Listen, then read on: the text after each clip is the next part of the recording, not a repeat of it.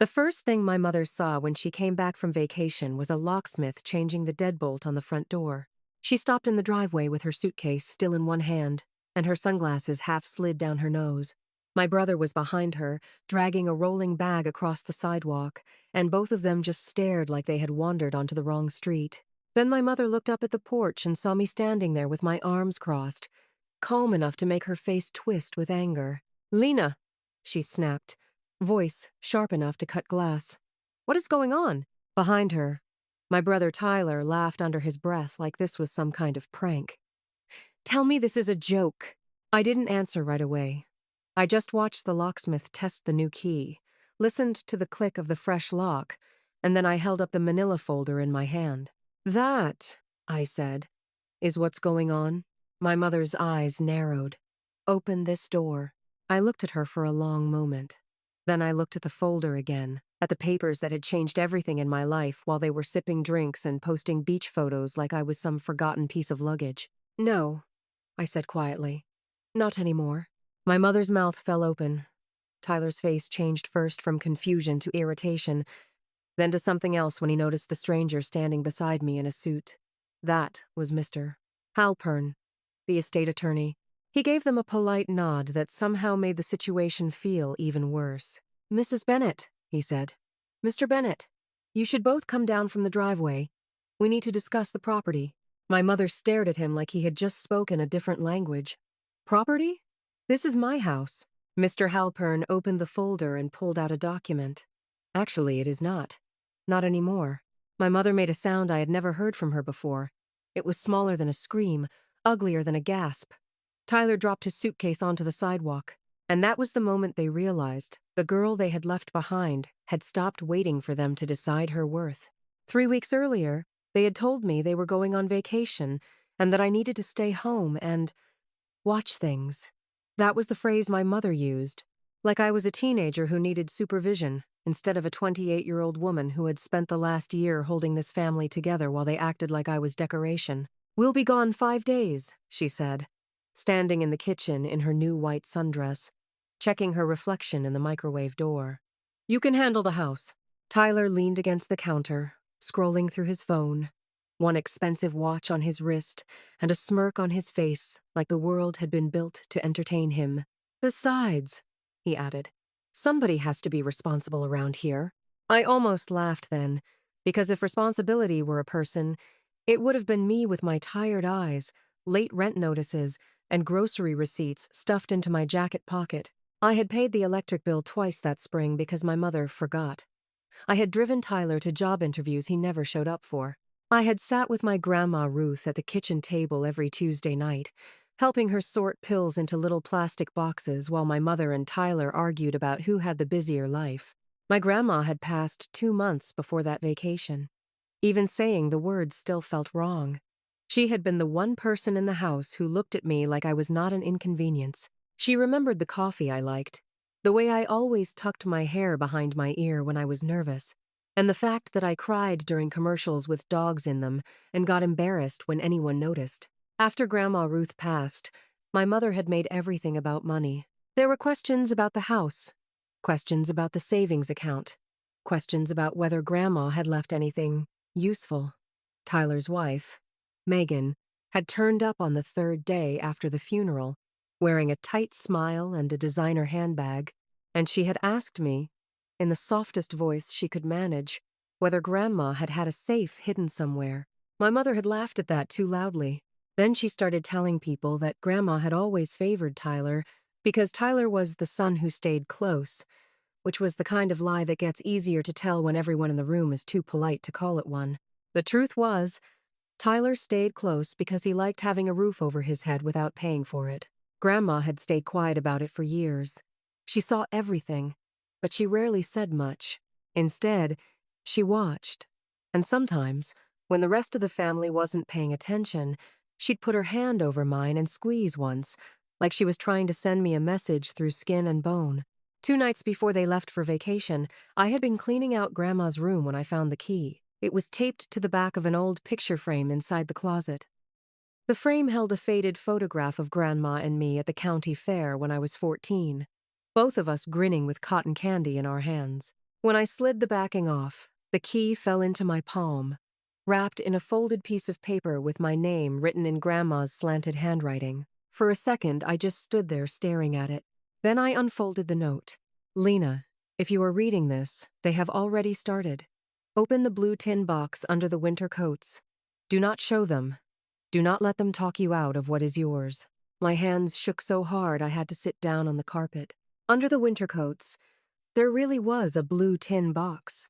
Inside it were papers, a small ledger, 2 bank statements, and a letter with my name on the front in the same handwriting.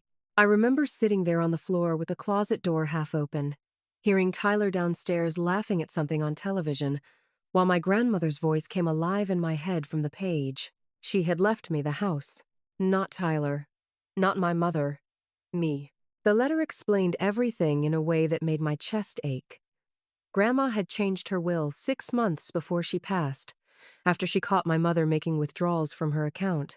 She had wanted to confront her, but then she got too weak, and by the time she asked Mr. Halpern to come over and make the changes official, she knew the family would try to twist the story after she was gone.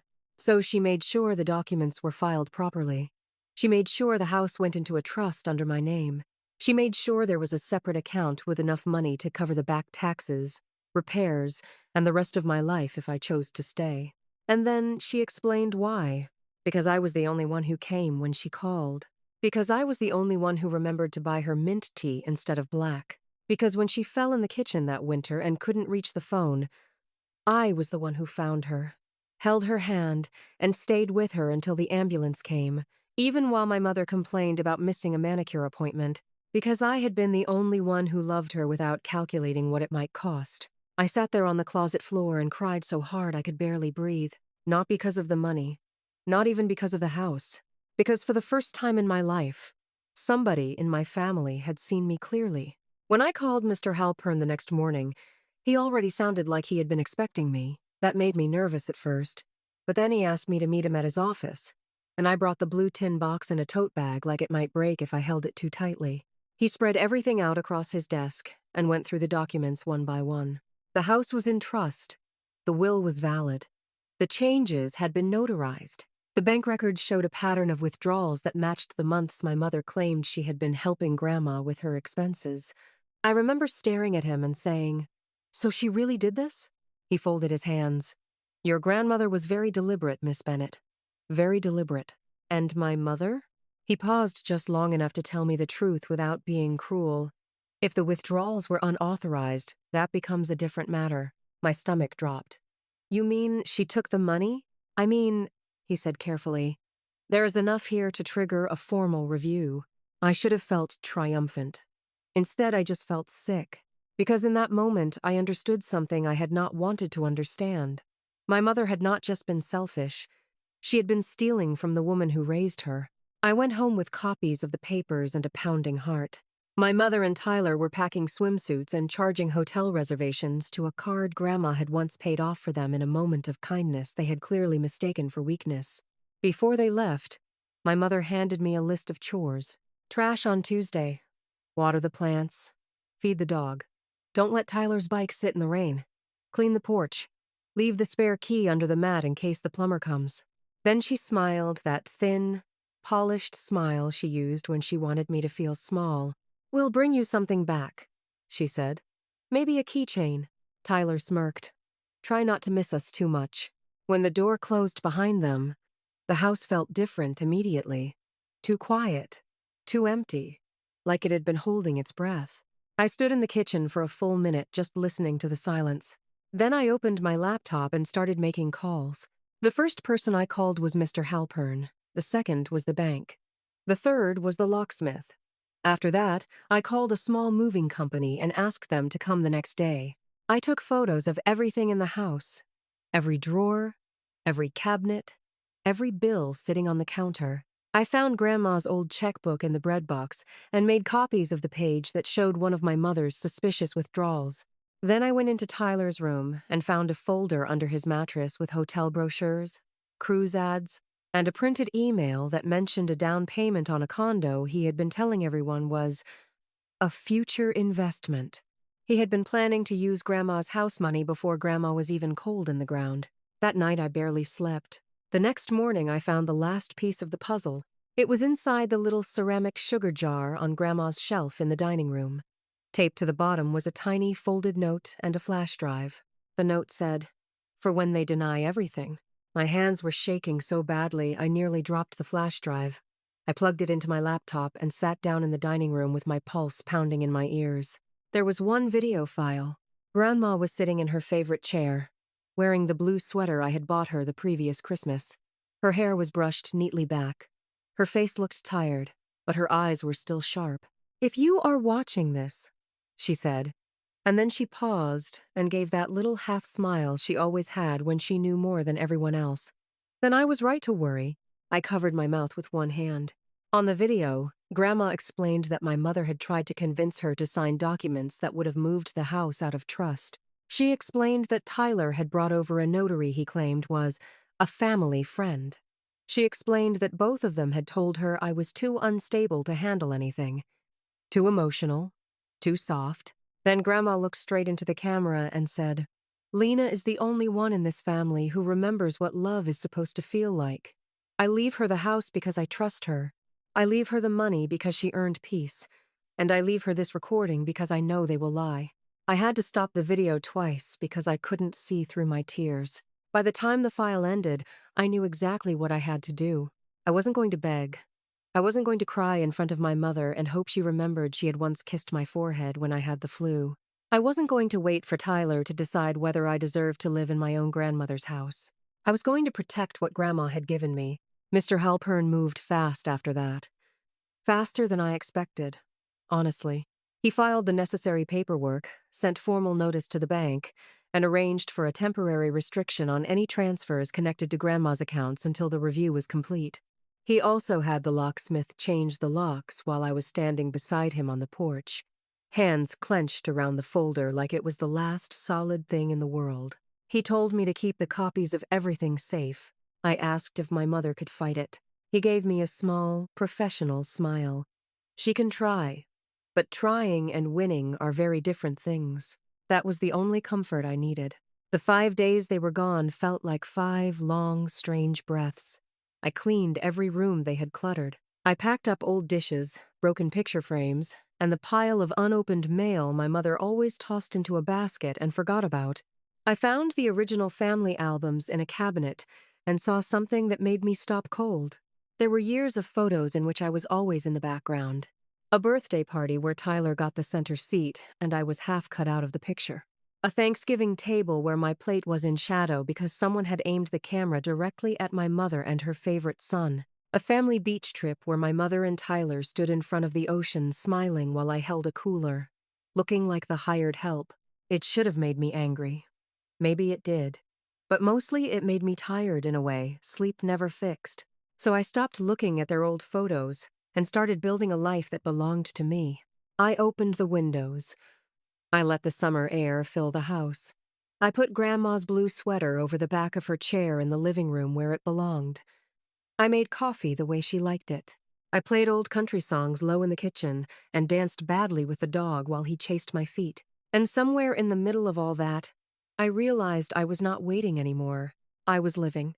The day they came back, I knew before they texted me because I saw their airport selfies online. My mother had on oversized sunglasses and a tan that looked expensive. Tyler was holding a drink with a tiny umbrella in it, and making a face like life was one long joke he had figured out before everyone else. The caption under the photo said, "Back to reality, but at least we survived the chaos at home." I stared at that caption for a full minute. Then I laughed. Not because it was funny, because of the absolute nerve of it. By the time they pulled into the driveway, the moving company had already taken my mother's heavy furniture out of the upstairs bedroom, and all of Tyler's boxes were stacked neatly in the garage, with labels on the outside. The spare key was gone. The deadbolt had been changed. The estate attorney was waiting with me on the porch, and the sheriff's deputy had arrived 10 minutes earlier because Miss Halpern thought it was wise to have someone present when the notices were delivered. So when my mother marched up to the door and demanded to be let in, she got my calm voice instead. "You can't just lock me out of my own home," she said. jabbing a finger toward the door. I almost laughed again at that. "Your home," I repeated. Tyler shoved his sunglasses into his shirt collar and took a step closer. "What did you do?" Mr. Halpern answered before I did. "Miss Bennet did nothing unlawful. Your occupancy ended when the trust was enforced and formal notice was issued." My mother blinked like she thought he was joking. "Trust? What trust?" He held out the documents. "She didn't take them." Tyler snatched the papers instead, skimmed the first page, and then his face changed in that slow, ugly way people look when the floor disappears under them. "No," he said. "No, this can't be right." My mother grabbed the page from him and started reading too fast, her lips moving silently as she tried to outrun the truth. Then she hit the part with Grandma's notarized signature and went still. "This is forged," she said instantly. The deputy cleared his throat. "Ma'am, that's a legal claim you'd need to make in court." "It is forged!" she snapped, louder this time. And then she looked at me with a kind of rage that made the air feel hot. "You did this!" I looked at her evenly. "No, Grandma did." The words landed like a slap. She stared at me, stunned for just 1 second. And that second was enough for me to see it. Not remorse, not sadness. Just disbelief that she had been outplayed by the daughter she never bothered to respect. Tyler tried a different angle. Of course he did. "This is family business," he said, dropping the papers to his side. "We can work this out." I laughed right in his face then, and I don't think I had ever done that before. It felt strange and clean, like opening a window in a room that had gone stale for years. "Work it out?" I said. "You mean the same way you worked it out when you told everyone Grandma wanted you to handle the money? Or when you planned your little condo deposit with her savings? Or when Mom kept spending from an account that wasn't hers?" Tyler's mouth opened, closed, opened again. My mother went pale. "Don't you dare." "Oh, I dare," I said. "I have the statements. I have the video. I have Grandma on record explaining exactly what you tried to do." That was when the color left her face completely. The deputy glanced at Mr. Halpern, then at me, then back at my mother. "Ma'am, if you'd like to avoid making this harder on yourself, I suggest you step back and let your attorney handle any dispute." "I don't have an attorney," she snapped. Mr. Halpern's expression didn't change. "You may wish to get one." My mother looked at me then, really looked at me, like she was trying to find the little girl who used to follow her around asking questions. Maybe she expected me to flinch. Maybe she expected me to apologize. I don't know, but what she saw was not a scared child anymore. What she saw was someone who had stopped being available for damage. "Lena," she said, and for the first time in my life her voice sounded thin. "You can't do this to your own family." I took a slow breath. "You did this to me," I said. "You just didn't think I'd notice." Tyler kicked the base of the porch rail in frustration. "This is insane. We were gone 5 days." "You were gone your whole lives," I said, and this time my voice cracked just enough for me to feel it. "You only came back when you wanted something." For a moment, none of them spoke. Even the wind seemed to stop. Then my mother did what she always did when she had nothing left. She tried to make herself the victim. "I raised you," she said sharply. I looked at her and felt something in me settle, quiet and final. "No," I said. "Grandma did. You just lived in the house." That was the moment Tyler turned away and rubbed a hand over his face. The anger in him had nowhere to go now. The deputy asked them to step off the porch while the notices were read. Mr. Halpern explained, with the patience of a man who had seen this kind of mess before, that they were no longer authorized to remain on the property, that any personal items could be collected by appointment, and that attempts to interfere with the trust could result in a formal investigation. My mother kept shaking her head. "No," she whispered. "No, no, no. But yes. Yes. Yes. Yes." All the things she had ignored had finally learned how to speak. By the end of that afternoon, they were gone. Not gracefully, not kindly. Tyler screamed in the driveway that I had ruined everything. My mother cried in the front seat of the rental car while she tried to call people who stopped answering her calls halfway through. The deputy stayed long enough to make sure they left, and then he nodded at me before driving away. For a long time after that, I just stood on the porch and listened to the house settle. It was the first time the quiet had felt like mine. The consequences didn't arrive like fireworks. Real life is less dramatic than that. It arrived through letters, through bank calls, through a mailed notice from the estate office, through the county asking questions, through Tyler's name disappearing from things he assumed would always be there, through my mother's panic when she learned the vacation charges were not going to be forgiven and the family credit card had been frozen for review. There was an investigation into the withdrawals. There were meetings. There were statements to sign. There was a very serious conversation in which my mother finally understood that borrowing from the dead is still theft. Tyler lost the condo deal because the payment he had boasted about was never his to spend. Megan, his wife, found out about the lies before I ever spoke to her. I know because she showed up once, 3 days after the return, standing on the curb in large sunglasses with her arms crossed. She didn't come inside. She just asked if it was true. I told her it was. Her face didn't change much when I explained. That somehow made it worse. She looked at the house, at the porch swing Grandma used to sit on, at the flower beds I had started watering again, and then she said, very quietly, "He told me you were difficult." I let out a breath. Everyone in this family says that when a woman stops making herself smaller. She stayed a second longer, then nodded once and walked back to her car. A week later, Tyler's wedding ring was gone from his hand, and nobody mentioned Megan's name again. My mother tried one last time to pull me back into the old roles. She called. She texted.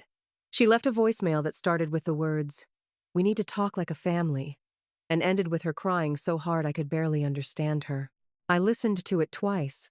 Then I deleted it. Not because I was cold, because I was done bleeding for people who only noticed me when I was useful. I stayed in the house.